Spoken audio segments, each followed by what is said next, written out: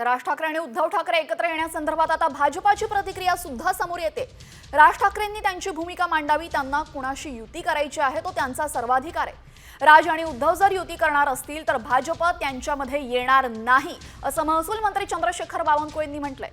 तर राज ठाकरेंनी लोकसभा निवडणुकीमध्ये आम्हाला साथ दिली, त्यांनी चांगला निर्णय घेतला होता असंही यावेळी बावनकुळे म्हणाले। राजसाहेबांना त्यांच्या पक्षाची भूमिका व्यक्त करणे, मांडणे, त्यांना युती कुणाशी करायची आहे कुणाशी नाही हे सर्व अधिकार त्या पक्षाच्या प्रमुखाला असतात। त्यामुळे राजसाहेबांना जर असं वाटतं की त्यांनी उद्धव साहेबांची युती केली पाहिजे, यामध्ये भारतीय जनता पार्टीला त्या ठिकाणी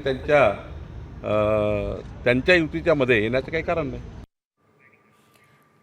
जर राज ठाकरे आणि उद्धव ठाकरे एकत्र आले तर भाजप त्यांच्यामध्ये येणार नाही अशी महत्त्वाची भूमिका आपण पाहिलं बावनकुळे यांनी मांडलेली आहे। राज ठाकरे यांच्या वक्तव्यामुळे संपूर्ण राजकीय वर्तुळामध्ये आता चर्चा सुरू झालेली आहे, चर्चांना उधाण आलेले आहे। दरम्यान हे एकतर्फी नाहीये, राज ठाकरेंचं वक्तव्य समोर येताच अगदी काही तासांमध्येच उद्धव ठाकरे यांचंही वक्तव्य समोर आलेलं आहे। राज ठाकरे यांच्या वक्तव्यासंदर्भात उद्धव ठाकरे यांनी सुद्धा सकारात्मक प्रतिक्रिया दिलेली आहे। किरकोळ भांडणे मिटवण्यास मीही तयार आहे असं उद्धव ठाकरे यांनी म्हटलेलं आहे। त्यामुळे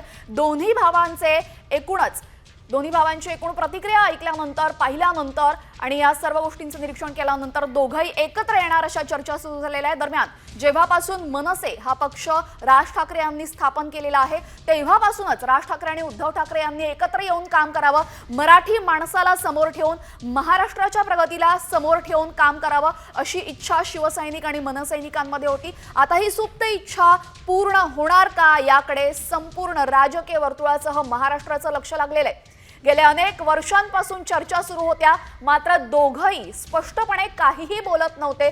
दोघांमधले सुद्धा वाद वारंवार समोर येत होते, दोघांच्या भूमिका वेगवेगळ्या असल्याचं दिसलं होतं। मात्र आता पहिल्यांदाच आपण पाहतोय राज ठाकरे यांनी उद्धव ठाकरेंना साथ दिली आणि उद्धव ठाकरेंनी सुद्धा सकारात्मक प्रतिसाद दिलेला आहे।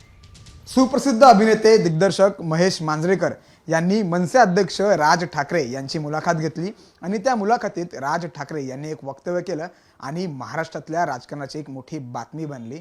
त्याच बातमी संदर्भात आपल्यासोबत बोलण्यासाठी मनसे नेते संदीप देशपांडे सर जोडले गेलेले आहेत। इच्छेचा आहे तो समोरच्याच्या इच्छेचा आहे असं ते म्हणाले। 2017 किंवा त्याच्या आधी जे आम्हाला अनुभव आले ते एवढे वाईट अनुभव आले की समोरच्याची इच्छा आहे की नाही हा प्रश्न पडावा। म्हणजे आम्हाला जो अनुभव आला समोरच्याची कुठली अशी इच्छा नाही आहे की आपले इगो महाराष्ट्रापेक्षा मोठे आहेत वगैरे। समोरच्याची इच्छाशक्ती आहे का हा त्यांचा प्रश्न आहे, त्या प्रश्नाचं आधी उत्तर घ्या, मग आपण पुढचं बोलू।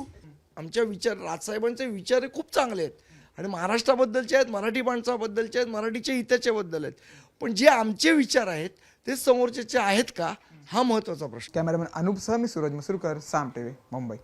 तर मनसे नेता संदीप देशपांडे यांची प्रतिक्रिया आपण ऐकलेली आहे। जे आमचे विचार आहेत तेच समोरच्याचे विचार आहेत का हे पाहणं महत्त्वाचं ठरेल। 2017 आधी आम्हाला फार कटू अनुभव आले होते, त्यावेळेस सुद्धा आम्ही प्रस्ताव दिला होता, मात्र त्यावेळेस समोरच्याची इच्छा नव्हती असं यावेळेस संदीप देशपांडे यांनी म्हटलेलं आहे। मात्र आता सर्वाधिक चर्चा होते ती म्हणजे राज ठाकरे आणि उद्धव ठाकरे यांच्या वक्तव्याची। या दोन भावांची नक्की काय भूमिका आहे यावरच पुढचं राजकारण ठरू शकतं। राज ठाकरे यांनी मी सर्व भांडणं विसरायला तयार आहे, कारण की आमच्यामधली भांडणं ही अगदी किरकोळ आहेत, महाराष्ट्राचं हित त्याच्यासमोर सर्वात मोठं आहे, महाराष्ट्र सर्वात मोठा आहे असं विधान यावेळेस राज ठाकरेंनी केलं। आणि अवघ्या काही तासांमध्येच उद्धव ठाकरे यांनी मी सुद्धा किरकोळ भांडणं मिटवण्यास तयार असल्याचं म्हटलं आणि त्याचमुळे दोघांचाही सकारात्मक प्रतिसाद, दोघांची एकत्र येण्याची इच्छा इथे दिसते आणि त्यामुळे हा निर्णय दोघं कधी घेतात हे पाहणं महत्त्वाचं ठरेल।